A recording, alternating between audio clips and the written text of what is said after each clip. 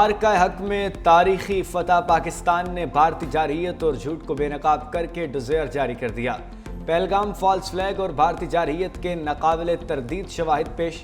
ذرائع کے مطابق آپریشن بنیان مرصوص کی سیٹلائٹ تصاویر، پہلگام فالس فلیگ پر مستند بین الاقوامی میڈیا رپورٹس بھی ڈوزیر کا حصہ۔ ڈوزیر کے متن کے مطابق پاکستان امن کا علمبردار، اپنی سالمیت کا ہر قیمت پر دفاع کرے گا۔ بھارتی جنگجو میڈیا نے پہلگام فالس فلیگ کے فوری بعد جھوٹی خبریں پھیلائیں اور گمراہ کن پروپیگنڈا کر کے جنگ کا ماحول بنایا۔ بین الاقوامی میڈیا حتیٰ کہ بھارتی سیاستدانوں اور عوام نے پہلگام فالس فلیگ اور بھارتی میڈیا کے گھناؤنے کردار پر سوالات اٹھائے۔ پاکستان نے بھارتی جارحیت کے جواب میں صرف بھارتی ملٹری ٹارگٹس کو نشانہ بنایا۔ ڈوزیر میں بھارتی نقصانات کی تفصیل ناقابل تردید شواہد کے ساتھ پیش کی گئی۔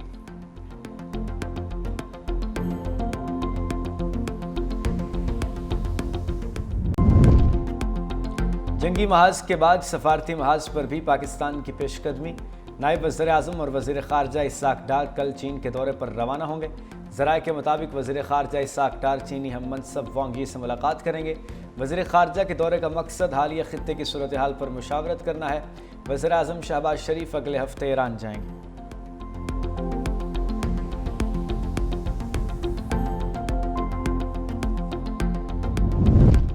وزیر اعظم شہباز شریف کے معاشی اور عسکری محاذ کے اگلے مورچوں کے دورے، کل کراچی کا دورہ متوقع۔ وزیر اعظم شہباز شریف کل کراچی میں اہم ملاقاتیں کریں گے۔ کابینہ ارکان اور دیگر اعلیٰ حکام بھی ہمراہ ہوں گے۔ کراچی میں سیاسی قیادت سے بھی ملاقاتیں ہوں گی۔ وفاقی بجٹ کی تیاری کے لیے ترقیاتی اور ریونیو امور پر سٹیک ہولڈر سے مشاورت کی جائے گی۔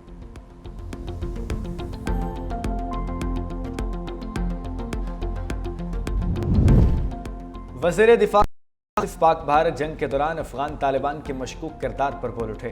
کہا پاکستان نے جن طالبان کے لیے امریکہ اور مغربی ممالک کے الزام کیے دہشت گرد ملک کے طور پر مشہور ہوئے، آج وہی طالبان اسرائیل اور بھارت کے ساتھ کھڑے ہیں۔ خواجہ آصف نے ٹویٹ میں کہا، یہ میں نہیں کہہ رہا، یہ پراوین ساہنی کہہ رہے ہیں جو بھارتی میڈیا کی مستند آواز ہیں۔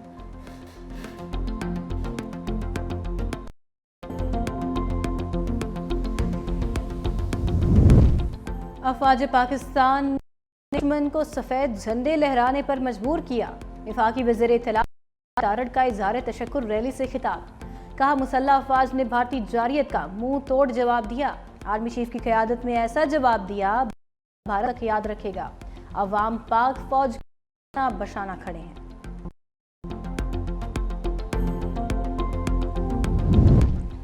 مودی کی ناکام سفارت کاری عالمی سطح پر بے نقاب، بی بی سی نے پوسٹ مارٹم کر دیا۔ رپورٹ میں کہا بین الاقوامی سطح پر کسی بھی ملک نے ہندوستان کی حمایت نہیں کی۔ پاکستان کی سفارتی کامیابیوں کا برملا اعتراف کیا۔ کہا کشیدگی کے دوران پاکستان کو چین اور ترکیہ کی غیر متزلزل حمایت حاصل رہی۔ ایران اور سعودی عرب نے بھی پاکستان کو ترجیح دی۔ امریکی مداخلت سے بھارت کی خود مختاری کا بھانڈا پھوٹ گیا۔ بندی کا اعلان واشنگٹن سے ہوا۔ بھارت کی لاکھ کوششوں کے باوجود ٹرمپ نے دہشت گردی کا ذکر تک نہ کیا۔ بھارت کا کشمیر کو اندرونی مسئلہ کرنے کا بیانیہ بھی ناکام ہو گیا۔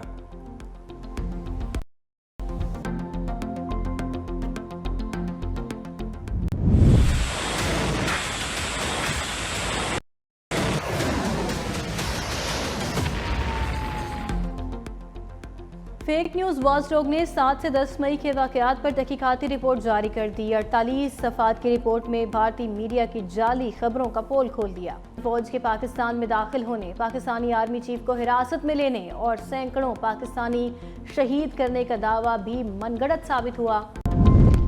بھارتی حکومت نے آپریشن سندور میں لڑاکا طیاروں کو نقصان پہنچایا۔ جنگ بندی کی پیشکش پاکستان نے کی تو سیز فائر کا اعلان امریکہ نے کیوں کیا؟ دی وائر نے مودی حکومت سے سوالات کیے۔ آپریشن سندور کو پاکستان پر الزام دھرنے کی سیاسی چال قرار دے دیا۔ رپورٹ میں پوچھا آپریشن سندور کے نتائج پر خاموشی کیوں؟ بھارتی فضائیہ کو نقصانات ہوئے یا نہیں؟ مودی حکومت کیا چھپا رہی ہے؟ آپریشن سندور سے پہلے سرحدی علاقوں سے شہریوں کا انخلاء کیوں نہ کیا گیا؟ وزیر اعلیٰ سندھ اور وفاقی وزراء کی خصوصی کمیٹی کی اہم بیٹھک۔ صنعت کاروں کی تجاویز وزیر اعظم کو پیش کرنے کا فیصلہ۔ مراد علی شاہ نے کہا کہ کیپٹو پاور پلانٹس کا ٹیرف بڑھانے کی تجویز پر صنعت کاروں کو اعتراض ہے۔ حکومت ایسا فیصلہ کرے جس سے صنعت کاروں پر بوجھ نہ پڑے۔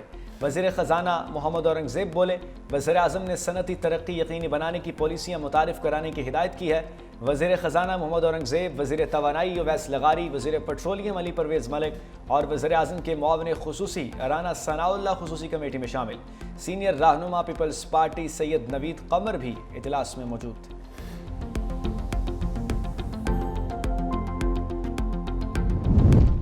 لیگی وفد کی گورنر سندھ کامران تیسوری اور MQM قیادت سے بھی ملاقات۔ گورنر سندھ کامران تیسوری نے کہا، وزیر خزانہ معیشت کی بہتری کے لیے بہت اچھا کام کر رہے ہیں۔ وزیر اعظم نے پاکستان کا سر فخر سے بلند کر دیا۔ رانا ثناء اللہ بولے، اللہ تعالیٰ نے بھارت کے خلاف پاکستان کو سرخرو کیا، ملک معاشی بحران سے نکل آیا۔ بجٹ میں عام آدمی کے لیے خوشخبری اور خوشحالی کا پیغام ہوگا۔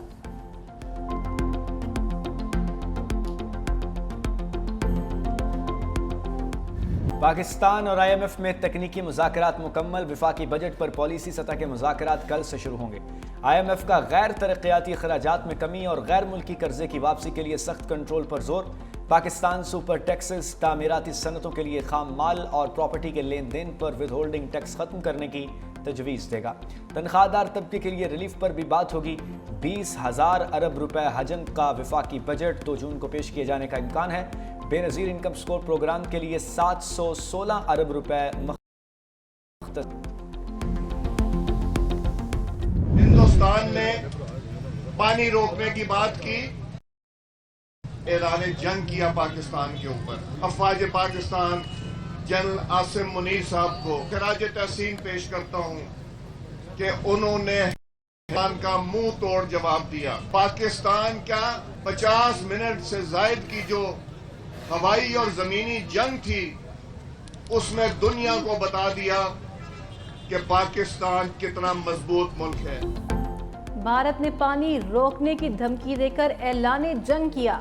پاکستان کی مسلح افواج نے بھارت کو منہ توڑ جواب دیا کہ پاکستان کتنا مضبوط ملک ہے۔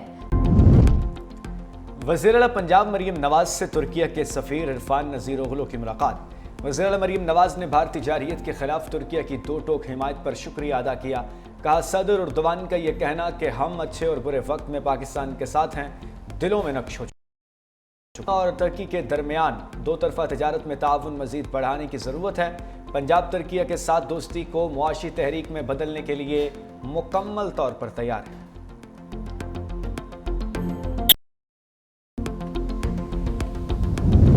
گورنر پنجاب سردار سلیم حیدر کی راولپنڈی میں اسکواڈرن لیڈر شہید عثمان یوسف کے گھر آمد۔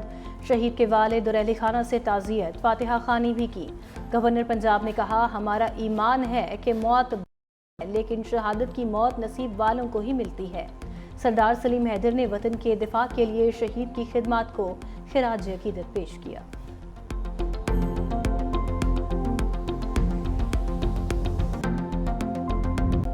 سورج کی یلغار جاری۔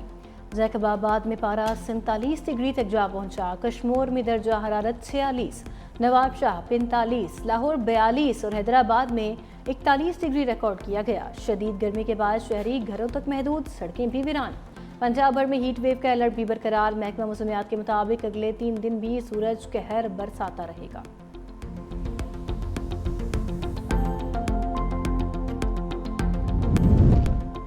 اور کراچی کی ناردرن بائی پاس مویشی منڈی میں ببلو اور بہادر کی انٹری۔ دونوں بیلوں کو دیکھنے کے لیے لوگوں کا رش۔ ببلو اور بہادر کی خوبصورتی نے ہر کسی کی توجہ حاصل کر لی۔